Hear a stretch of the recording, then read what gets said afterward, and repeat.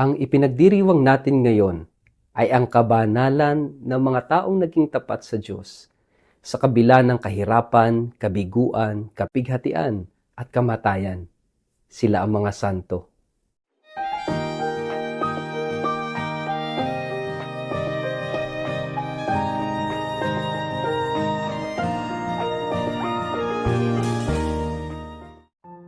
Ang mabuting balita ng Panginoon ayon kay San Mateo. Nang makita ni Jesus ang napakaraming tao, umakyat siya sa bundok. Pagkaupo niya, lumapit ang kanyang mga alagad at siya'y nagsimulang magturo sa kanila. Pinagpala ang mga taong walang inaasahan kundi ang Diyos, sapagkat kabilang sila sa kaharian ng langit. Pinagpala ang mga nagdadalamhati, sapagkat aaliwin sila ng Diyos. Pinagpala ang mga mapagpakumbaba, sapagkat mamanahin nila ang daigdig. Pinagpala ang mga matinding hangarin na sumunod sa kalooban ng Diyos, sapagkat sila'y bibigyang kasiyahan ng Diyos. Pinagpala ang mga mahabagin, sapagkat kahahabagan sila ng Diyos. Pinagpala ang mga may malinis na puso, sapagkat makikita nila ang Diyos. Pinagpala ang mga gumagawa ng paraan para sa kapayapaan, sapagkat sila'y ituturing na mga anak ng Diyos. Pinagpala ang mga inuusig nang dahil sa kanilang pagsunod sa kalooban ng Diyos, sapagkat kabilang sila sa kaharian ng langit. Pinagpala ang mga nilalait at inuusig ng mga tao at pinaparatangan ng lahat ng uri ng kasamaan na pawang kasinungalingan nang dahil sa akin. Magsaya kayo at magalak, sapagkat malaki ang inyong gantimpala sa langit. Alalahanin ninyong inusig din ang mga propetang nauna sa inyo. Ang mabuting balita ng Panginoon. Word of the day, hear what God has to say.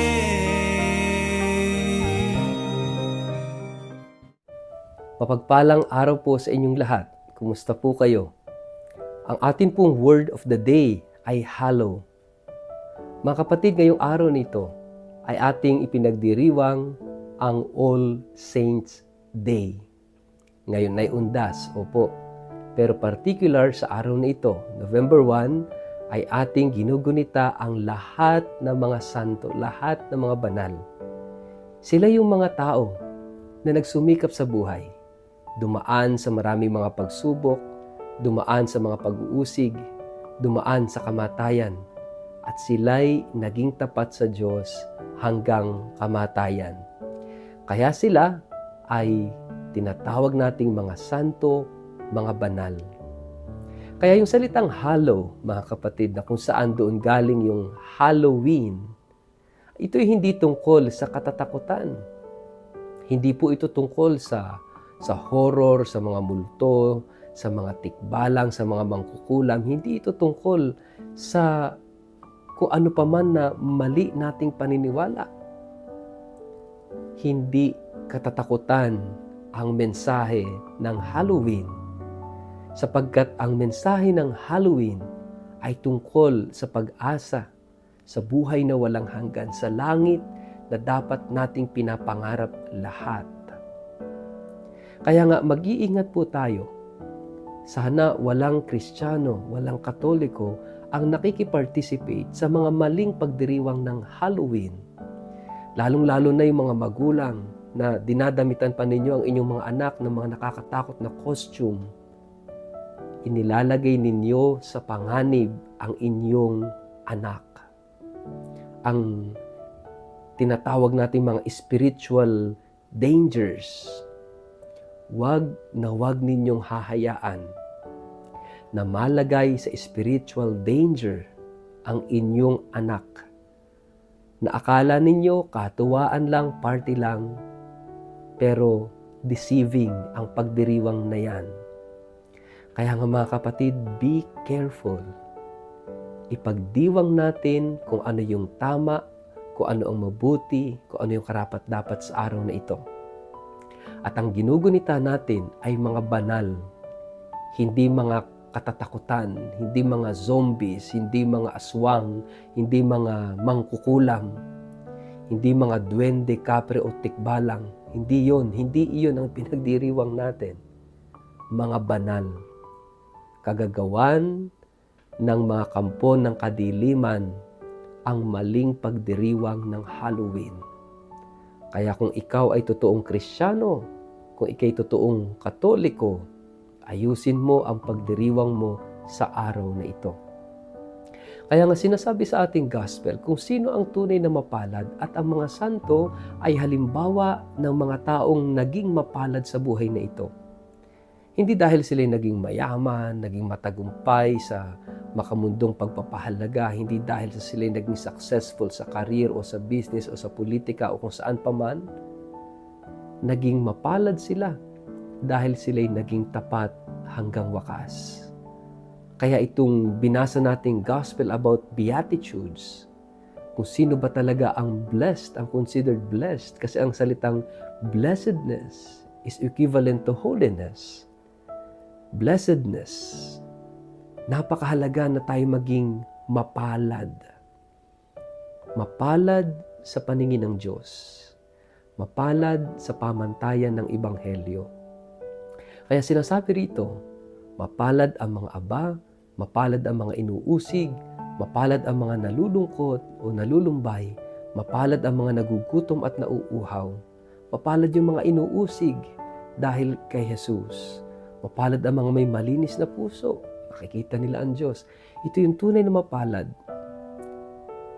Pero kung ating ilalagay sa isang pananalita o sa maikling pananalita kung sino ang tunay mapalad, ang tunay na mapalad ay ang mga taong nagiging tapat sa Diyos hanggang wakas. Sa kabila ng lahat, tayong lahat dumadaan sa iba't ibang mga pagsubok, dumadaan sa mga iba't ibang hirap sa buhay. Pero kung sa kabila ng lahat ng ito, tayo ay nananatiling tapat sa Diyos, mapalad tayo. Dahil ang buhay natin ay hindi lang tungkol sa mundong ito. Mayroong buhay na walang hanggan na pinatunayan sa atin ng mga santo, ng mga banal. Kaya idiniklara sila ng simbahan ng mga santo para meron tayong inspirasyon, meron tayong modelo, meron tayong tutularan kung paano mamuhay ng matuwid, mamuhay ng mapalad ayon sa pagpapahalaga ng Ebanghelyo, sa pagpapahalaga at sa turo ni Kristo. Kaya nga mga kapatid, sa halip na kung ano-ano yung itinuturo mo sa mga anak mo, sa halip na kung ano-anong pangit at maling pamamaraan ng pagdiriwang ng Halloween, basahin mo, pag-aralan mo ang buhay ng mga santo. Sila'y mga bayani sa pananampalataya. Sila'y modelo kung paano mabuhay. Kaya sana, mga kapatid, let us celebrate Halloween kung ano ba talaga ang tunay na diwa nito. It is all about the saints. Hallow means holy. Kaya Halloween, Hallows Day, All Saints Day. Kaya nga mga kapatid, no? Sana ngayong araw na ito, magawa mo ring magsimba because attending the Mass is the best way to celebrate All Saints Day. Napakahalaga na ipagdiwang natin ang undas na ang pamilya sama-samang nagpupunta, nagsisimba. Hindi lang nagpupunta sa puntod, kundi higit sa lahat, nagsisimba. Walang kwenta, walang halaga ang pagpunta mo sa puntod, sa sementeryo ng mahal sa buhay mo, kung hindi ka naman nagsisimba. Hindi ka rin nag-celebrate ng undas. Nagbakasyon ka lang. Sa ngalan ng Ama at ng Anak at ng Espiritu Santo. Amen.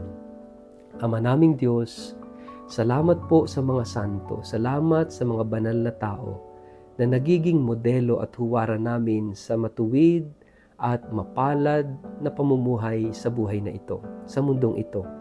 Tulungan mo kami na pagdating ng panahon, marating din namin ang buhay na walang hanggan sa pamamagitan ng iyong awa at ng iyong biyaya. Amen. Pagpalain po kayo at ingatan ng makapangyarihang Diyos, Ama at Anak at Espiritu Santo. Amen.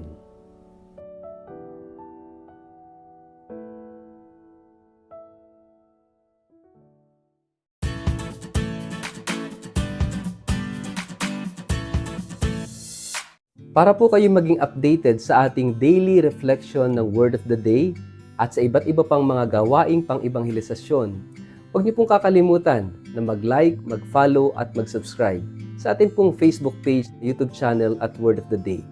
Ganon din po, pakishare po ninyo sa inyong kapamilya, kamag-anak, mga kaibigan ang ating Word of the Day videos para kayo ay maging kamanggagawa namin at kasama sa ating media evangelization at online mission na ito sa pamamagitan ng pagbabahagi ng salita ng Diyos sa mundo ng social media. Kaya sana ho, kayo ay maging ka-mission partner ng Word of the Day. Maraming salamat po sa inyong patuloy na pagtangkilik at pagsuporta.